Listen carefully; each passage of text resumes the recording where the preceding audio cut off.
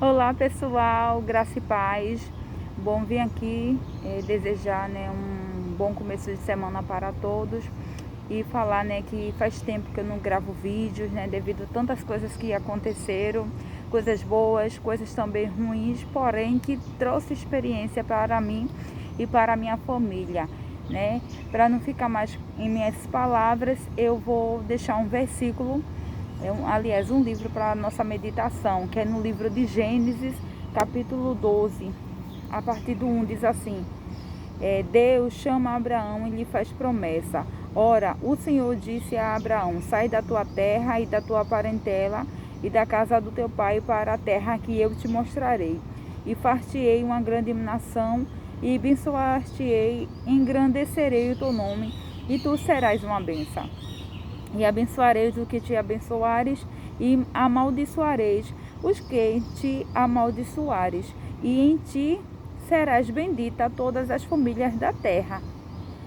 E o quarto diz assim: saiu, partiu Abraão, como o Senhor tinha lhe dito, e foi Ló com ele, e era Abrão da idade de 75 anos, quando saiu de Harã. E tomou Abrão a Sarai, sua mulher, e a Ló, filho do seu irmão, e toda a sua fazenda que havia adquirido, e as almas que lhe acresceram em Harã, e saíram para irem à terra de Canaã, e vieram à terra de Canaã. E passou Abraão por aquela terra ao lugar de Siquém, até o carvalho do Moré. E estava então os cananeus na terra. E apareceu o Senhor a Abraão e disse: a tua semente darei esta terra. E edificou ali um altar ao Senhor que lhe aparecera. E moveu-se dali uma montanha à banda do oriente de Betel, e o armou a sua tenda, tendo Betel ao ocidente e Ai ao oriente, e edificou ali um altar ao Senhor, e invocou o nome do Senhor. Depois caminhou Abrão dali segundo ainda para a banda do sul. Bom, pessoal, até então Abraão era Abrão. Depois, mais na frente, a gente vai ver que Deus mudou o nome de Abrão para Abraão, e Sarai para Sara, Então, mas enfim, mas eu não quero falar sobre os nomes deles. Hoje eu quero falar sobre o chamado de, vamos falar assim, Abrão, E as promessas do Senhor sobre a vida dele. Interessante que primeiro ele morava com seus pais, ele tinha a vida dele secular, ele já adorava o Senhor, porém ele estava num lugar que Deus não queria que ele estivesse. E quando o Senhor apareceu para ele, pediu para que ele saísse da casa dos pais dele, da parentela dele, enfim, para mostrar uma grande nação, simplesmente ele obedeceu ao Senhor, ouviu a voz de Deus e foi para onde Deus ordenara. Aliás, Deus não ia, nessa palavra aqui, Deus ainda não mostrou nenhum lugar onde era, mas mesmo assim, só ouvir a voz de Deus, ele foi, simplesmente obedeceu, seguindo os primeiros passos, as primeiras palavras que o Senhor ordenou para ele. Então, eu já começo a entender aqui que quando o Senhor começa a te mostrar já algumas coisas, você tem que fazer. Você não tem que esperar concluir tudo, não. Você tem que dar já o primeiro passo.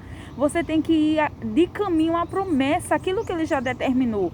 E muitas vezes a gente sente medo, a gente fica com medo do perigo, a gente fica com medo da situação, do que as pessoas vão pensar da gente, do que as pessoas vão falar. Até muitas vezes a gente quer agradar as pessoas, tem medo de machucar.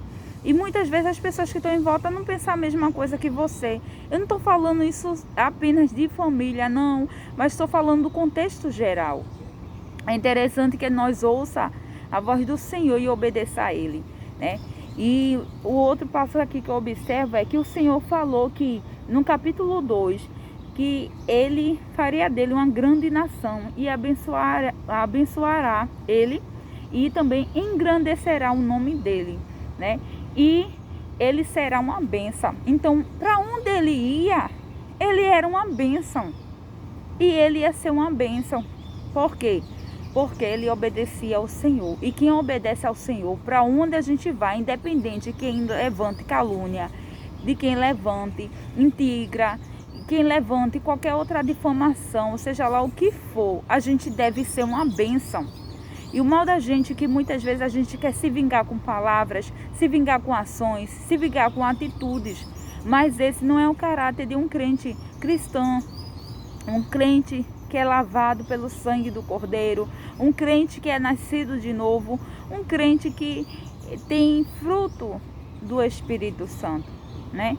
Então, a gente deve ter as características de Deus, porque a gente não foi feito como imagem e semelhança do Senhor. A gente tem que andar em santidade, andar em comunhão, andar em amizade. Nem muitas pessoas a gente vai agradar, como fala aqui do versículo 3, que diz assim: abençoarei os que te abençoares, e amaldiçoarei os que te amaldiçoares. Ou seja, ele ia fazer inimizade com algumas pessoas para onde ele for, por conta de inveja, né? Por conta de calúnia, mas mesmo assim ele ia fazer a vontade do Senhor, ele ia agradar o Senhor. Então assim, vai ter lugares que você vai ter coisas que você vai fazer, vai ter profissão que você vai trabalhar, que você não vai agradar todo mundo, mas você deve fazer o que é certo, independente que estão te caluniando, independente que estão te difamando, independente de qualquer situação. Você tem que agradar a Deus e deixar que é o Senhor que vai amaldiçoar. Que a palavra fala que aqueles que te abençoará, que te abençoarem, o Senhor fará isso, mas também aquele que amaldiçoar, o Senhor iria amaldiçoar. Então, onde é que está a vitória? Onde é que está a promessa? A promessa está na mão do Senhor. A resposta, a recompensa está na mão do Senhor. Então, o que eu deixo para a nossa meditação é: faça a vontade de Deus. Agrade ao Senhor, obedeça, ouça a voz dele e faça a sua vontade. Que Deus possa aplicar, né, esses versículos e essa reflexão, né, nos nossos corações, e que o Senhor venha nos abençoar hoje e sempre eternamente. Amém?